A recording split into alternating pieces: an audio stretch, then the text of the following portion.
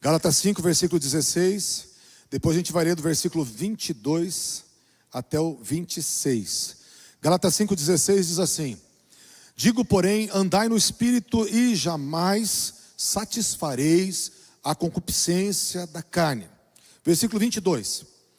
Mas o fruto do Espírito é amor, alegria, paz, longanimidade, benignidade, bondade, fidelidade, mansidão, domínio próprio, e contra essas coisas não há lei. E os que são de Cristo Jesus crucificaram a carne com suas paixões e concupiscências. Se vivemos no Espírito, andemos também no Espírito. Não vos deixemos possuir de vanglória, provocando uns aos outros, nem tendo inveja uns dos outros. Pai, a tua palavra, Senhor, rasga os céus, a nossa mente e o nosso coração. Que a semente venha entrar, meu Senhor, que todo esse ambiente esteja livre. Cada mente cativa, Deus amado, a tua palavra, no nome de Jesus, amém. Nós estamos na nossa série Caráter Cristão e hoje vamos falar sobre domínio próprio. Vamos encerrar essa série do caráter com o tema domínio próprio. E o texto aqui fala que o domínio próprio é um fruto, é uma manifestação do caráter de Cristo. O Espírito Santo veio habitar em mim para trazer as facetas do caráter de Cristo. Aqui em Gálatas 5, 22 e 23 vai falar de 9 facetas do caráter de Cristo. E uma delas é o domínio próprio. Mas ela não é fruto do esforço, não é fruto da tua vontade, não é fruto só daquilo que você pode fazer. É fruto do Espírito. E esse Espírito aqui é com letra maiúscula. Está falando não do teu espírito, está falando do Espírito Santo dirigindo o homem e a mulher. Por mais que domínio próprio tenha um significado, que é egkrateias, que significa autocontrole. É o domínio das paixões, da vontade, dos apetites, dos desejos, dos sentimentos. É o controle que você pode ter para tomada de decisões. Por mais que o controle, ali é autocontrole, o significado de domínio próprio no grego. Mesmo assim, a palavra vai trazer que isso tem que ser, para ser um autocontrole verdadeiro, genuíno, com intenções e atitudes corretas, algo que é fruto do Espírito Santo. E para ser fruto do Espírito Santo, queridos, a palavra começa dizendo: ande no Espírito, com letra maiúscula, está na tua Bíblia, ande no Espírito Santo. É como se você estivesse envolto dentro dessa pessoa. Ande no Espírito e jamais satisfarei os desejos da carne. Então você crucifica a carne andando no Espírito e você manifesta caráter. Você manifesta a beleza de Jesus. E uma das virtudes que nós vamos falar aqui hoje é o domínio próprio. Tem aquela frase que eu também concordo: quem não tem domínio próprio tem um demônio próprio. Queridos, sabe por que eu concordo? Porque, por exemplo, se você não tem um filtro, se você não tem algo que te baliza, o que acontece? O inimigo joga flechas, joga dardos inflamados na mente, na vontade, nas emoções. E quando o inimigo lança esses pensamentos, esses sentimentos, principalmente pensamentos, ele lança na primeira pessoa. Ele não fala você, ele fala eu. E você acha que é você que está pensando. E quando a pessoa não tem uma lei interna, ou uma clareza do que deve fazer, ela começa só a ser uma pessoa responsiva. Ela ouve e fala, pensa e fala, pensa e faz. Então quem não tem domínio próprio, tem um espírito maligno que está te manipulando. E isso é algo assim cruel, porque a pessoa não sabe. A Bíblia fala que nós todos éramos manipulados, Efésios 2, 1 a 3, pelo príncipe da potestade do ar, pelo filho, nós éramos filhos da desobediência. Então todos nós éramos manipulados, guiados. E uma das maneiras que nós éramos guiados era essa maneira, pelos nossos sentimentos, pensamentos que a gente achava que estava fazendo o que queria, e nós estávamos sendo escravos de outro que tinha uma vontade sobre nós. Por isso que de fato nós precisamos exercer o domínio próprio. Porque o inimigo, ele anda em derredor, Ele fica bramando, buscando devorar, roubar sonho, roubar alegria, roubar comunhão, roubar paz da casa, roubar finanças, roubar tudo que é teu. Ele veio com essa gana, com essa avidez para devorar. E nós precisamos ter o domínio próprio. E ter o domínio próprio, eu quero pegar um outro texto, antes de nós falarmos um pouco mais de relacionamento. Atos 24, 25. Quem quiser abrir, quem quiser só acompanhar, tá? Prestar atenção. Esse culto está sendo gravado. Atos 24, 25. Poucos textos da Bíblia são usados no Novo Testamento para falar de domínio próprio. Mas tem um texto específico que o apóstolo Paulo, ele está lá em Cesareia, preso já. E o governador ali da província, que se chamava Félix, ele chamava Paulo, para Paulo trazer os argumentos, porque ele tinha sido preso. O apóstolo Paulo, querido, quando dava oportunidade para ele falar, ele pregava. Ele arrebentava. Colocar ele na prisão, só os guardas pretorianos podiam entrar, só os guardas que eram ali direto, né, acesso direto a César. E fala que a guarda pretoriana toda foi se convertendo. Quem chegava perto do apóstolo Paulo se convertia, queridos, porque havia uma graça, havia uma unção. A boca daquele homem não se fechava nem de dia nem de noite. E ele ministrava o que tinha conquistado. Ele falou: eu prossigo para conquistar aquele que me conquistou. E aqui, quando ele foi chamado para falar da sua prisão, ele pregava. E quando ele estava pregando, diz a palavra, dissertando ele acerca da justiça, do domínio próprio e do juízo vindouro, ficou Félix amedrontado e disse: por agora podes retirar-te. Quando eu tiver a vagar, eu chamar-te-ei de novo. O cara estava quase se convertendo. Falou: vai embora, vai embora. E aqui as escrituras deixam claro, Lucas escrevendo, que era um assessor de Paulo, ele fala que Paulo estava pregando sobre 3 assuntos: justiça, domínio próprio e juízo eterno. Eu estava nessa manhã olhando para esse texto, e o Espírito Santo me deu uma chave.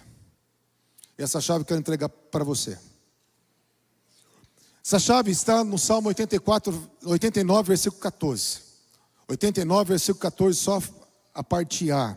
Quem quiser anotar. Por que Salmo 89, versículo 14? Agora presta atenção, você que está achando. Por quê? Porque aqui vai falar que o domínio próprio, ele está no coração.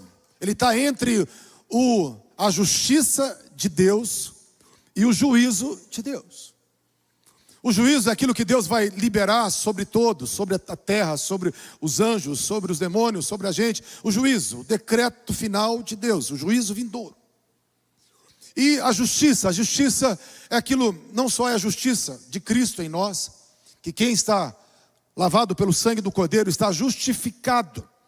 Nós fomos feitos justiça de Deus. Mas a justiça também é o modo como devemos andar. É como as coisas devem ser.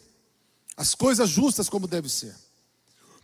E no Salmo 89, versículo 14, o Espírito Santo ministrou quando eu estava meditando nesse texto, que fala assim: justiça e juízo são os fundamentos do seu trono. Justiça e juízo são as bases, a pavimentação, é o chão de onde está o trono de Deus.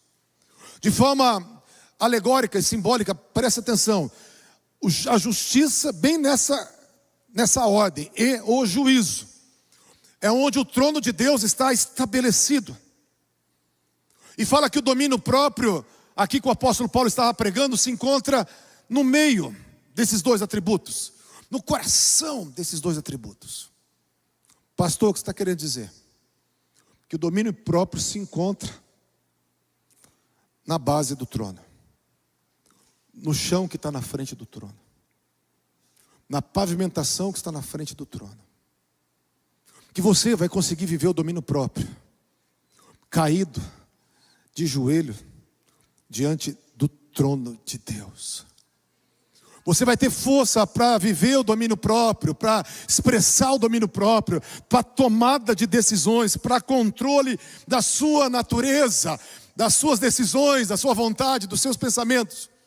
Quando você estiver nesse lugar de consciência, aquele que sabe que está diante do trono, que o véu foi rasgado e você está diante do trono, e fala que é o chão do trono, é a pavimentação de forma alegórica, que é justiça e juízo.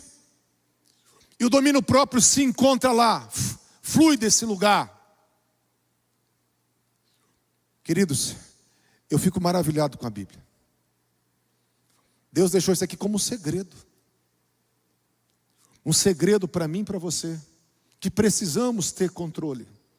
Que precisamos não ser vulneráveis às trevas, nem às circunstâncias, nem às pressões da vida. Nós não podemos ser vulneráveis.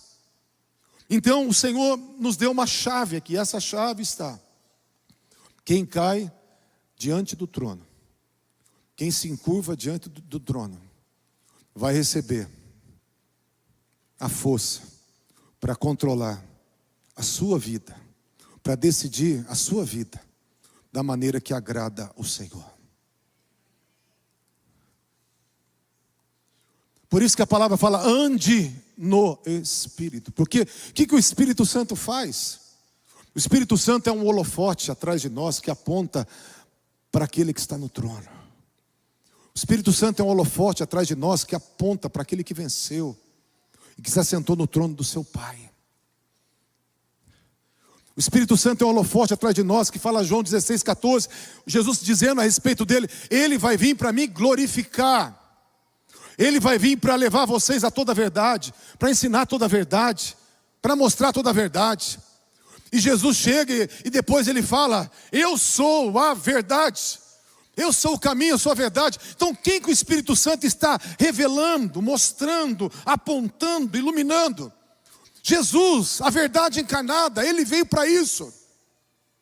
E ele veio para nos levar para ver esse Jesus. E esse Jesus está entronizado no trono do Pai. E quando você tem esse temor de estar diante do trono, você começa a ter o resgate da sua vida. Por que o resgate da sua vida, queridos? Porque se você não tem temor, você vai ser influenciado pela circunstância, pela pressão, pelos outros, pelas críticas, pelos elogios, pelo medo, pela economia, pelas coisas que te vêm, pelas coisas que você acredita que estão fora da palavra. Você vai ser guiado pelo inimigo, se você não tiver domínio próprio. Mas Deus me mostrava, quando eu estava colocando essa palavra diante do Senhor, que pessoas iam receber um revestimento dos céus nessa manhã. Eu vejo uma luz dourada descendo sobre a tua vida, querido, no nome de Jesus.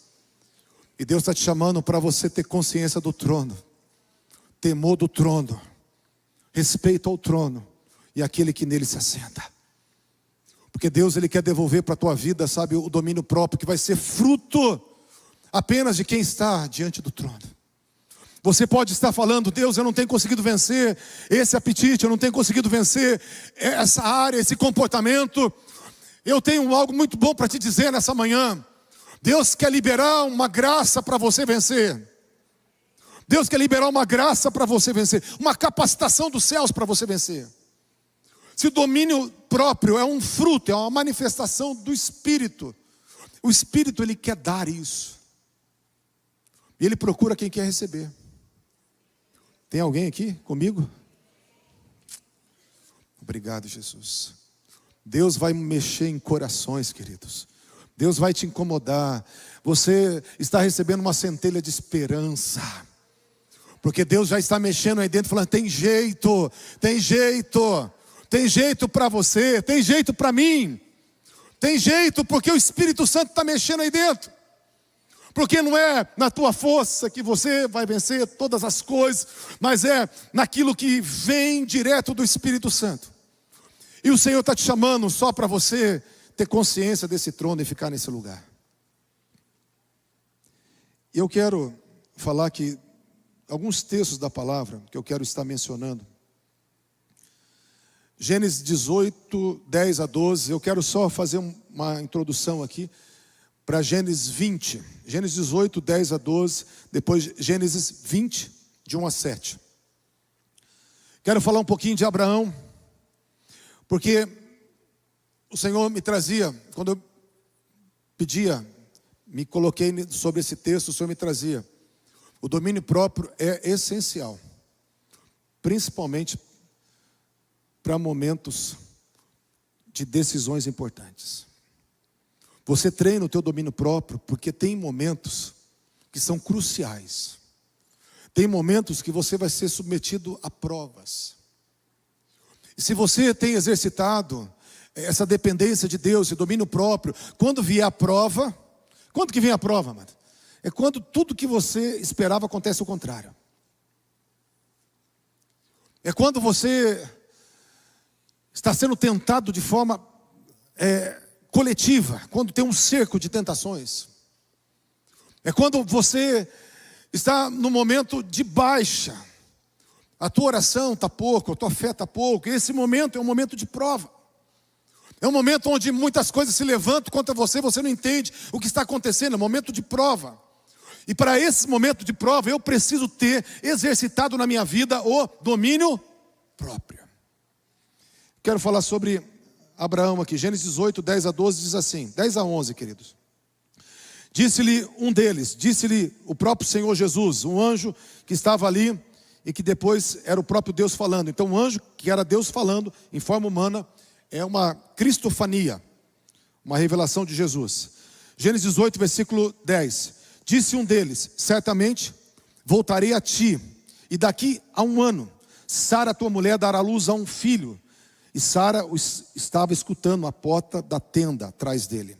Abraão e Sara eram já velhos e avançados em idade, e Sara lhe havia cessado o costume das mulheres. Gênesis 18, queridos. Gênesis agora 20.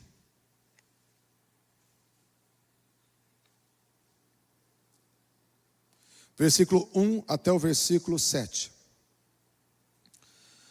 Partindo Abraão dali para a terra do Neguebe, habitou entre Cardes e Sur e morou em Gerar.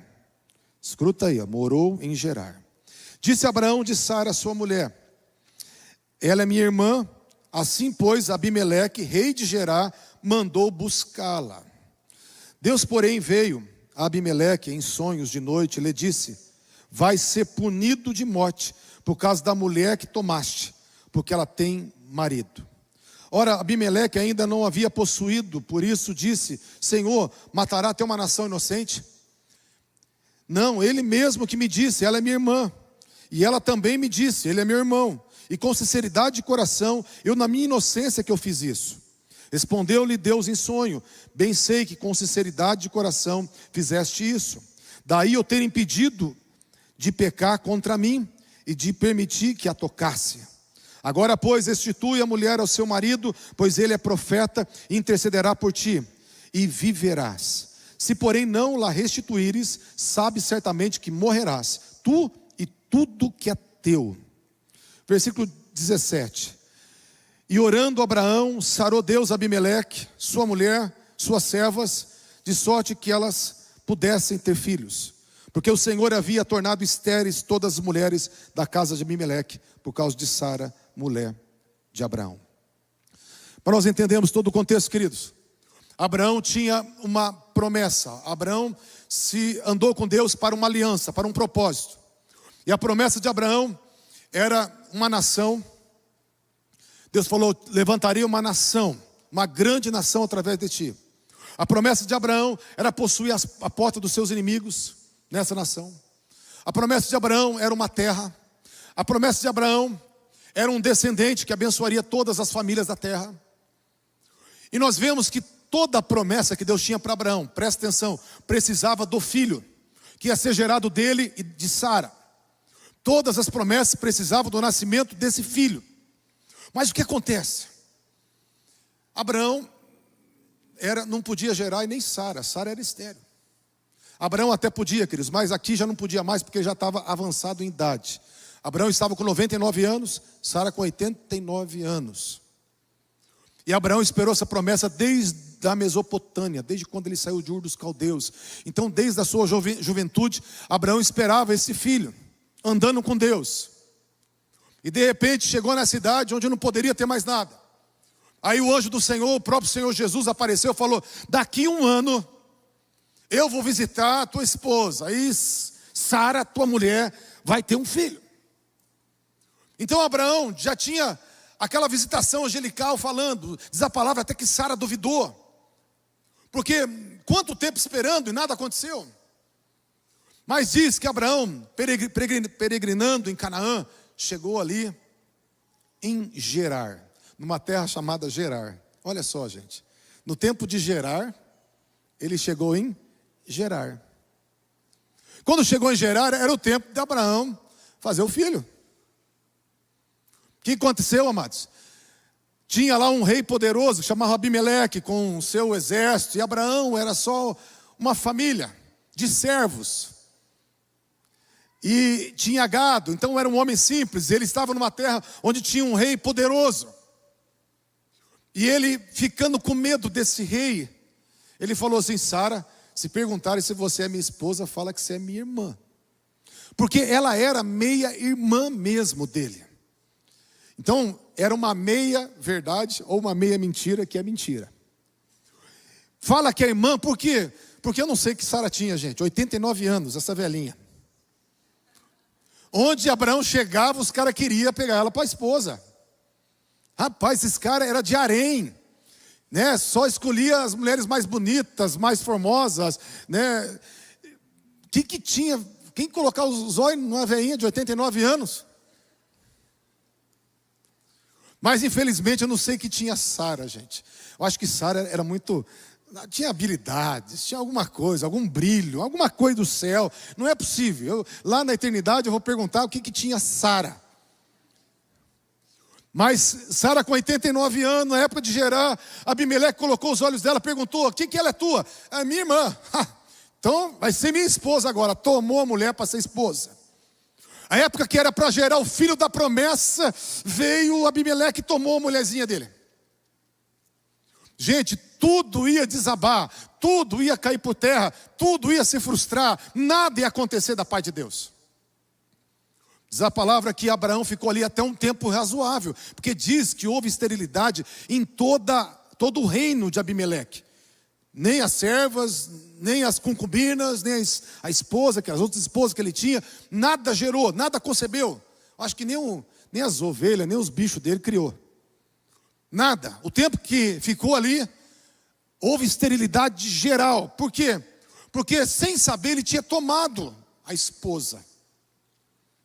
E na noite, no dia que ele ia levar ela para o harém, com certeza tinha decidido levá-la para o harém. Deus apareceu em sonhos para Abimeleque e falou assim: não toca nessa mulher, que ela tem marido. Porque você está vendo que eu já trouxe morte no ventre. E você vai ver ainda que você vai morrer, cara. Você tocar nela, vai morrer. Abimeleque, né, num sonho com Deus, falou assim: mas eu não sabia. Foi ele que me enganou. Sim, porque você não sabia que eu não te matei ainda, cara. Uau. Eu vi que foi sinceridade do teu coração, pureza do teu coração. Agora, se você não restituir a mulher, você vai morrer. Você e tudo que é teu vai morrer. Meu Deus, ó. Eu gosto porque o Deus de Abraão é meu Deus. O Deus de Abraão é o teu Deus, queridos. Se você anda com ele, ele te defende. Se você anda com ele, ele te protege. Abraão fez tudo errado, ainda Deus protegeu. Com certeza, aqui Deus falou a respeito de Abraão, pela primeira vez, falou assim: ó, você vai pedir oração para Abraão, porque ele é profeta. Agora eu quero falar uma coisa para você. O que você acha que Abraão fez nesses meses que a Sarinha ficou lá no harém de Abimeleque? Orando, gente, orando. Os intercessores responderam, orando. Ele, eu acho que não comia, só orava, dia e noite orando. E orando, falou assim: ó, restitui a mulher, porque ele vai orar por você. Já está orando, já vai orar por você. E eu vou usar ele para sarar. Ele vai ser um profeta nessa tua província, nessa tua nação. Ele vai ser profeta aqui em Gerar. Vai sarar todo mundo aqui em Gerar. O interessante é que Sara era estéril ainda. Mas quando Abraão orou para todas, Abraão recebeu uma unção para que todas gerassem. Quem que Deus abriu o ventre junto com essa unção? A própria Sara. Queridos, Abraão quase perdeu tudo, mas ele estava diante do trono. Eu quero falar que uma decisão errada, na hora errada, você pode perder tudo, mas se você está diante do trono, Deus, Ele intervém em teu favor. Por que Deus está me dando essa palavra? Porque, amado, tem coisa que o diabo vai querer roubar de você na hora que você está mais fraco. Abraão precisava, era uma hora vital, crucial na vida de Abraão. Ele precisava fazer a coisa certa, e bem naquela hora, o inimigo veio e ele fez a coisa errada. O diabo, ele vai te tentar em momentos cruciais. Ele vai te tentar em momentos onde você estiver vulnerável. Ele vai tentar você em momentos que a bênção está chegando. Está chegando. Se a luta está grande, eu quero falar uma coisa para você. Uma grande vitória está chegando na sua vida. Uma grande vitória está chegando na sua vida. A pessoa fala, pastor, minha luta está assim, assim, assado. Eu começo a ficar feliz e falo assim, oh, glória a Deus. Está chegando. Mas chegando o quê, pastor? Você é dor de parto, meu irmão, está nascendo. Você é dor de parto, minha irmã, está nascendo. Jesus fala assim, quando a mulher vai dar a luz, ela tem o quê? As dores de parto, porque é o momento de dar a luz. Abraão ia dar a luz, veio o quê? Veio um rei maluco aí, tomou a mulher dele. E Abraão não tinha nem como se defender, dores de parto. Mas Abraão buscou o Senhor. Queridos, eu quero falar que para você ter o temor de Deus, você precisa buscar o Senhor. E se você tiver temor de Deus e buscar o Senhor, você vai conseguir decidir. Abraão, tenho certeza que ele decidiu errado porque não estava orando muito. Quando você está orando bastante, você acerta mais. Amém? Quero falar de novo sobre Abraão, queridos. Abraão pegou agora o seu filho. O filho cresceu, um adolescente bonito. Abraão colocou toda a expectativa naquele menino. O que Deus falou? Pega o teu filho, teu único filho que você ama, e sacrifica ele, onde eu vou mostrar. E oferece para mim em holocausto, queima. Você vai degolar e vai tacar fogo nele para mim. Abraão olhou, e Deus estava provando Abraão, sabe por quê? Porque Deus tem que ser mais do que aquilo que você tem. Deus tem que ser mais do que aquilo que você sonha. Deus tem que ser mais do que a circunstância. Deus tem que ser maior do que ainda o teu projeto de vida. Deus tem que ser maior ainda do que o apego que você tem às pessoas e à família. Deus tem que estar em primeiro lugar. Com certeza Abraão colocou o Isaquinho em primeiro lugar. Agora Deus falou assim, então mata ele, Abraão. E Abraão tinha Deus em primeiro lugar. Colocou de novo as prioridades. E foi, 3 dias, quando chegou lá em Moriá, onde Deus mostrou, colocou as pedras, todo mundo conhece a história, colocou a lenha, pegou um menino adolescente, não sei que jeito, amarrou o menino ali, consagrou o menino, apresentou para Deus, pegou o cutelo, o machadinho, levantou o machadinho. A hora que foi descer o machado, o anjo do Senhor, o Senhor bradou, Abraão, Abraão, não mate o menino, não faça isso. Não faça mal para esse menino, porque agora eu sei que você teme ao Senhor e você não negou o seu único filho. Por isso agora, estou aqui, Abraão, o meu sacrifício para você.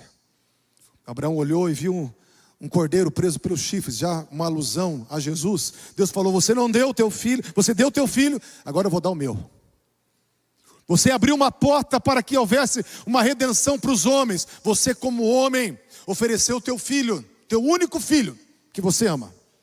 Agora você abriu uma porta para eu oferecer o meu filho, meu único filho, em prol de todos os homens da face da terra. Mas queridos, eu quero que você entenda uma coisa. Aqui eu quero falar sobre o domínio próprio.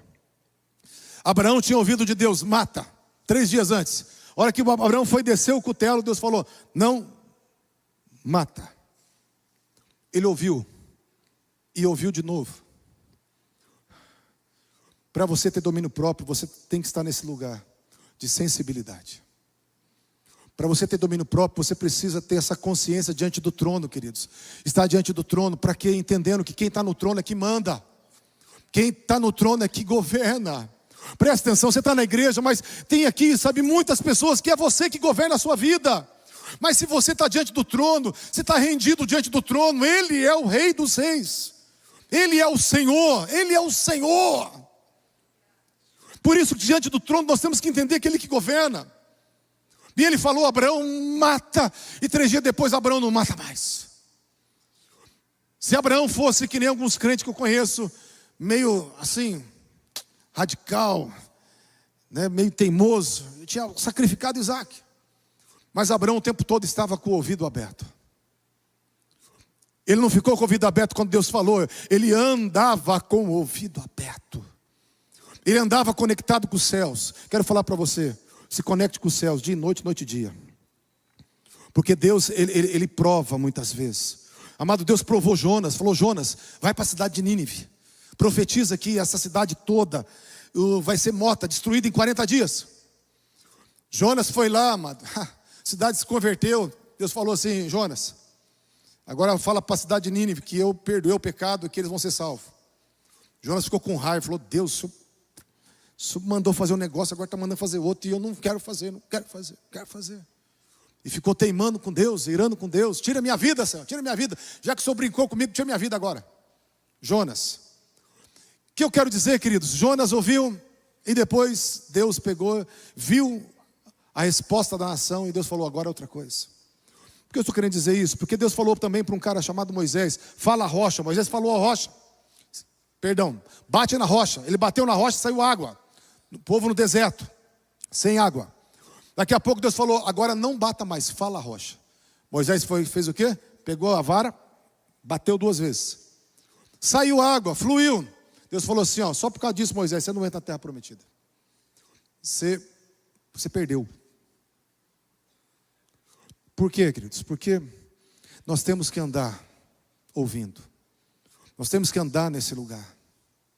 Deus falou, certa feita, levanta uma serpente de bronze, que representava Cristo. Quando as serpentes picarem o povo vai olhar para a serpente de bronze que foi levantada e eles vão ser curados. Aí, mais à frente, Deus falou, destrói a serpente de bronze. Tem um texto onde Davi, também, queridos, quando ele assumiu o trono, lá em 2 Samuel 5:18, quando ele assumiu o trono, ele estava na fortaleza e os filisteus, quando viu que ele assumiu o trono, se agruparam todo. Os filisteus tinham já vencido Saul, tinham vencido Israel, e agora se agruparam quando Davi assumiu o trono. E foi guerrear no vale dos Refiins, o vale dos gigantes. Diz a palavra que Davi consultou o Senhor. Senhor, eu vou guerrear, o que eu faço? Deus falou assim, sobe, enfrenta. E Davi foi lá e subiu e enfrentou. E venceu.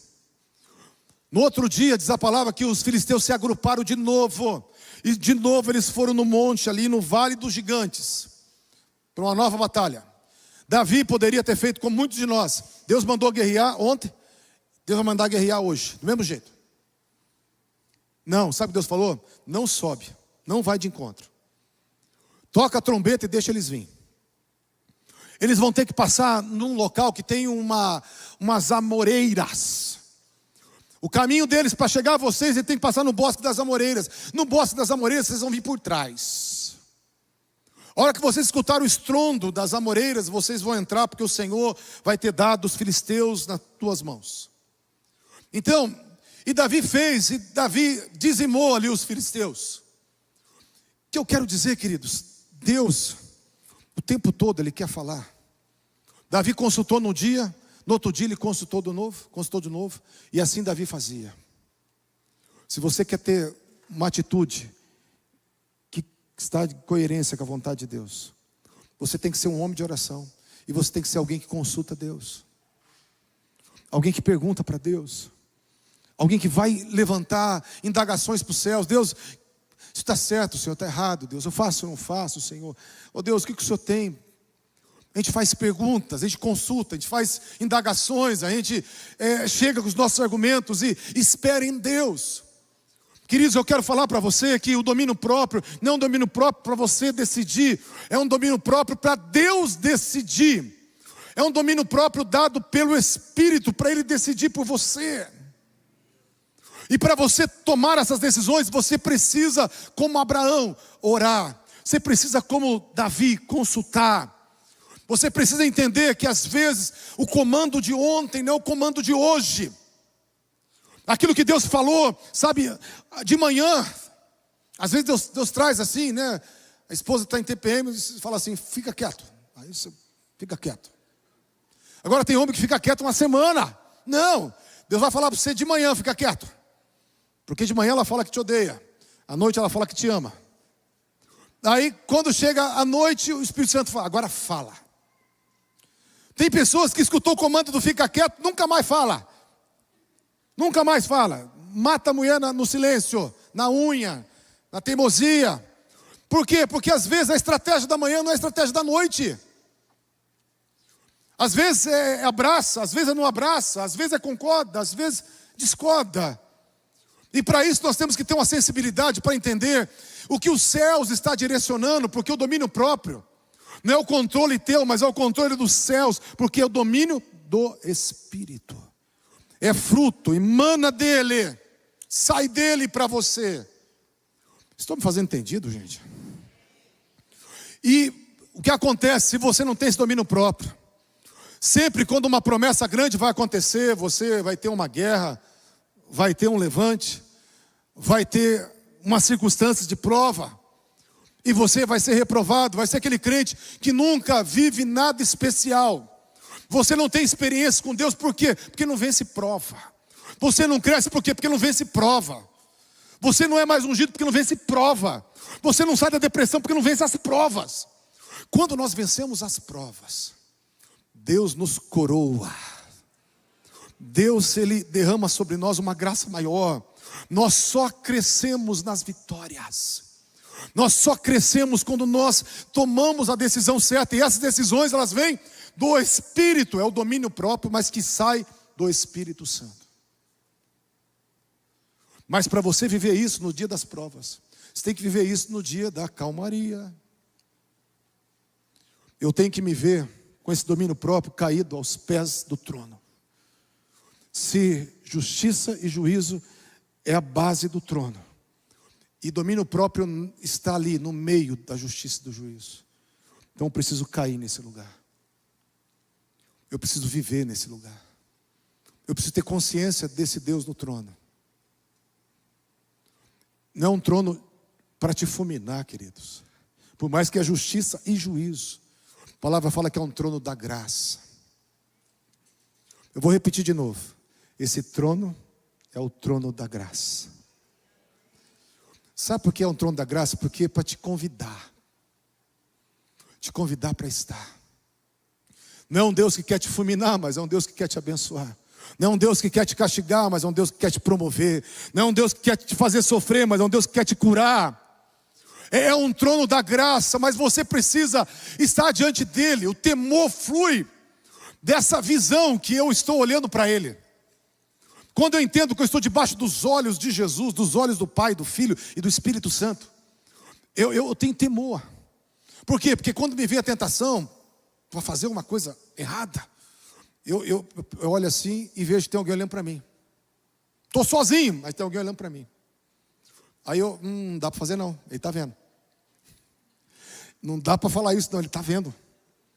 Não dá para ver essa pornografia não, ele está vendo, ele está vendo, ele está olhando para mim. Se você tem consciência que você está diante do trono da graça, você tem temor. Se você tem temor, você se relaciona, você ora, você consulta. E se você ora, você consulta, você vai vencer qualquer coisa. Você vai ter controle da sua vida, porque a tua vida vai estar sendo guiada pelo Espírito Santo de Deus. Amém, queridos? Vamos colocar em pé em nome de Jesus. Passei do horário, aleluia, glória a Deus. Quem foi abençoado aí? Não sai correndo da igreja, hein, gente, não sai correndo.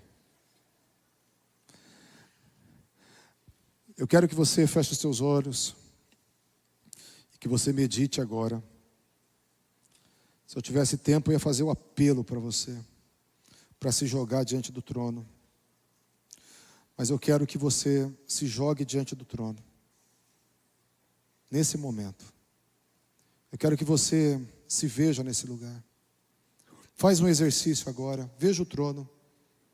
É um trono, a palavra fala que tem um trono de fogo. A palavra fala que tem um trono branco. Eu não sei o que você vai ver, se é o branco, se é o de fogo.